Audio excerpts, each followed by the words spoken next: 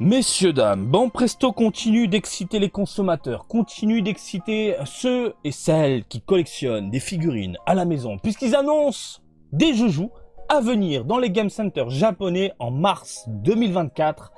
Il y a du sympathique dans les parages. Dans cette vidéo du jour, on va se pencher sur deux licences, à savoir My Hero Academia et la vie. Parce que Dragon Ball, c'est quoi? C'est la vie! C'est la vie, ma gueule, jusqu'à la fin de ma vie, jusqu'à la mort! Dragon Ball, c'est la vie! Ah bah Goku et Vegeta, voilà, on leur fait des bisous. Bref, des figurines qui sont destinées, encore une fois, au centre de divertissement. J'aime bien la traduction qu'on retrouve sur le site officiel Dragon Ball. Et parce que j'ai vu passer la question plusieurs fois. On est nombreux en ce moment sur la chaîne, donc oui, c'est normal, les gens se posent des questions, et ça ne me dérange pas de revenir dessus.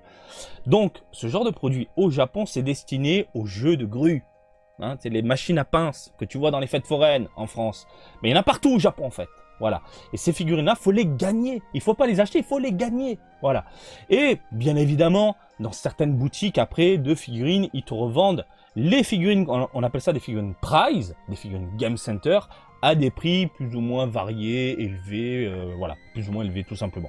Donc à toi de faire le tour, de trouver les bons tarifs, ou si tu as un dieu de la pince, de t'éclater dans un game center tout simplement.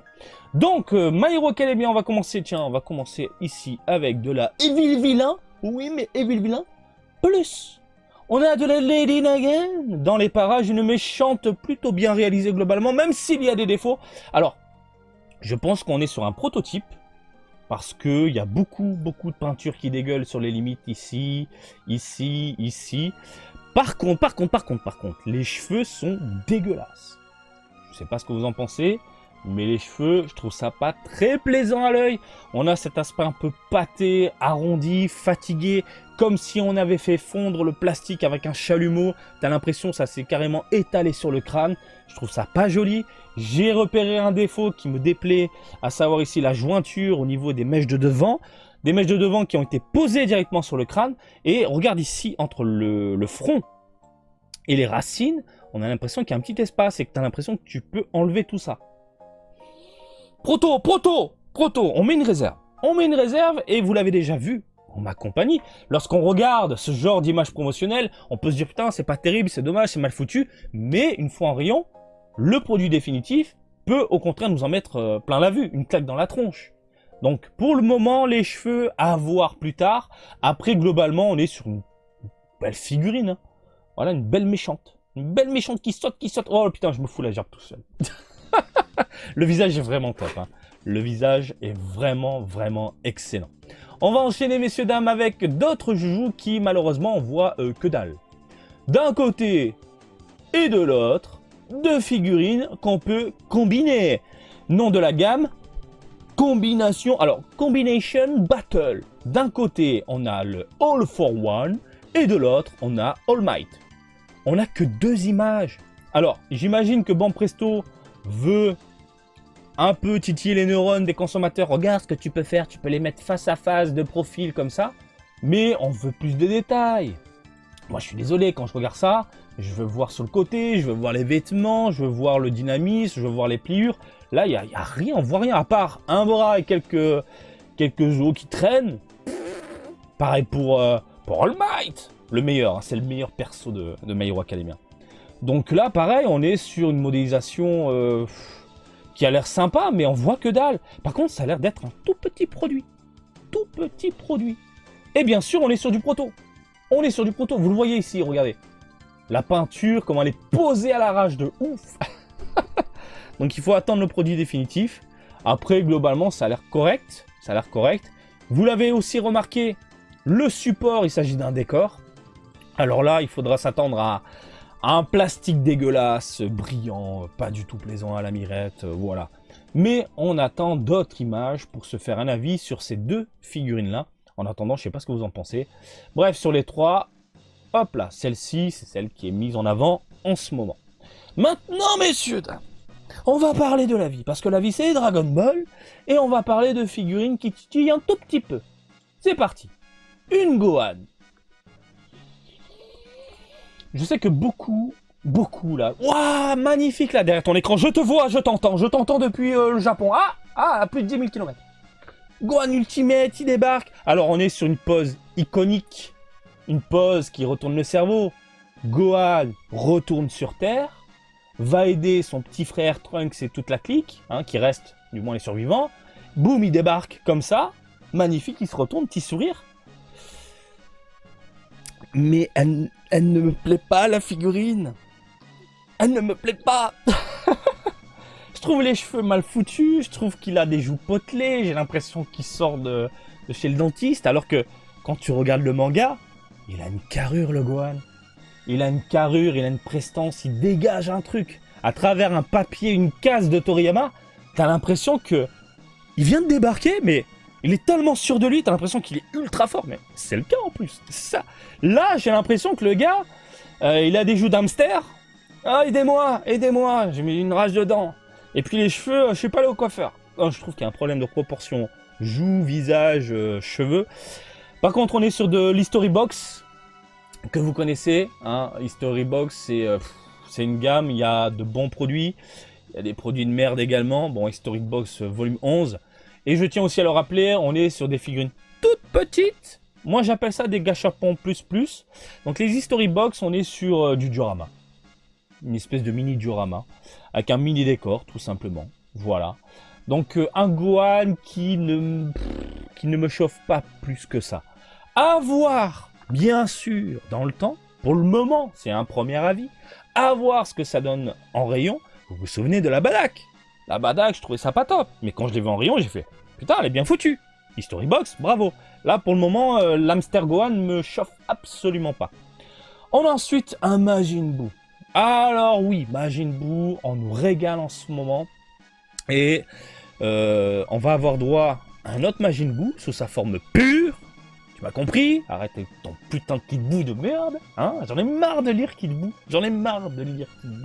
Hein, avec le glossaire américain qui a été pris argent comptant. Allez, maintenant c'est aussi pour l'ordre. Arrêtez, hein, et sachez-le, du côté de Bandai et Shueisha Toei, il y a des personnes qui se battent pour rétablir la vérité et virer le nom de Kid Buu. Ils se battent tous. Tous pour l'Europe, hein, je parle, attention, et particulièrement la France. Donc Majin Buu, c'est son nom. Solid Edge Works, une gamme qui cartonne en ce moment, qui fait plaisir à voir. On a du Piccolo de la mort en ce moment, un Piccolo incroyable que je n'ai pas chopé pour le moment.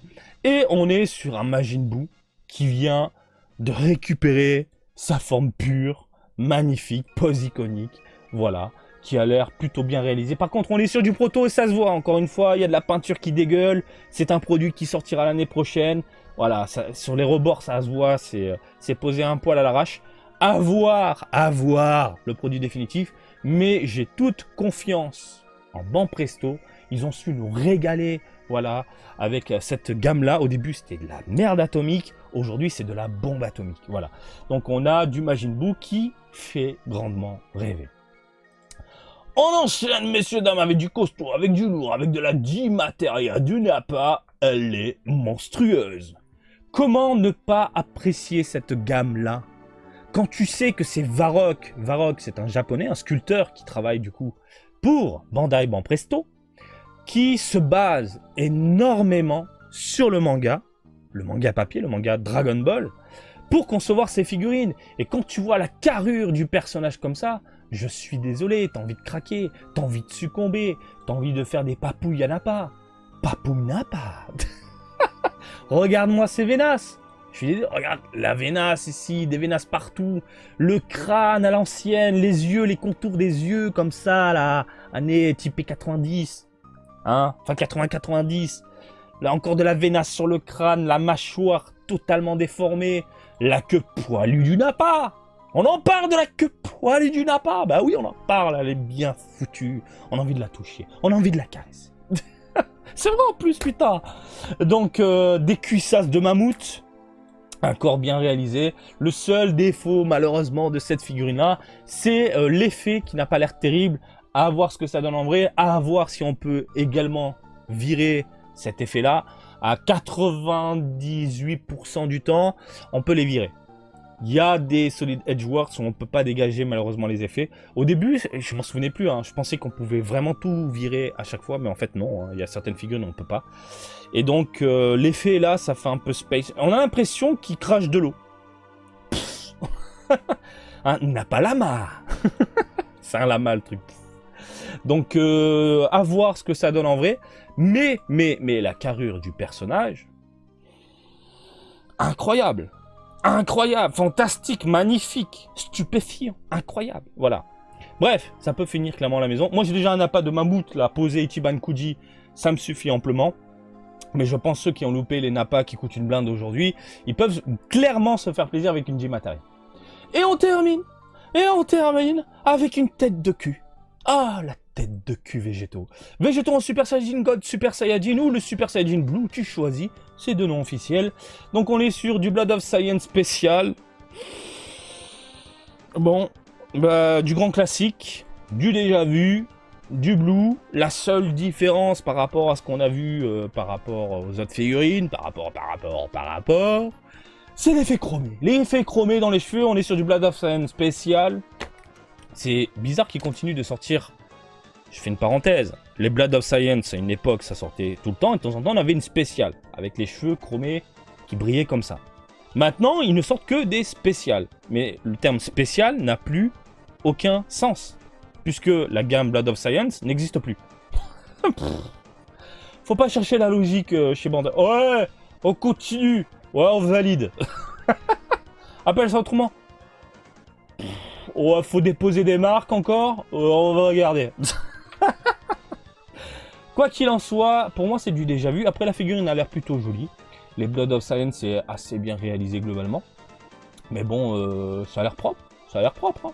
Voilà, un corps bien détaillé, des pliures par-ci par-là. Hein, tête de cul en bleu. Voilà, tête de cul en bleu. On verra ça quand ce sera en rayon, quand le produit définitif sera exposé un peu partout. Je vous ferai un petit reportage en mars 2024. Oui, c'est loin. C'est loin en même temps, voilà. Voilà les amis, est-ce que vous allez craquer pour ces joujoux-là? Quelle est la figurine qui vous titille le plus dans tout ça? Moi, si je dois en retenir qu'une seule, c'est Nappa. Ah bah Nappa Lama, ça déchire vraiment, avec les muscles et tout. Bon, hyper bien réalisé. Voilà les amis, comme d'habitude le pouce bleu, non mais non, ça c'est Gamergen. Je confonds les... J'allais vous faire une fin à la Gamergen. Allez, pouce bleu, l'abonnement sur gamergen.com. Non, moi c'est Marty Japan. Vous pouvez me suivre sur les réseaux sociaux, Marty Japan. Et je vous dis à très bientôt. Allez, salut. Et si tu veux mettre un pouce bleu, mets un pouce bleu si tu veux. Allez, bisous.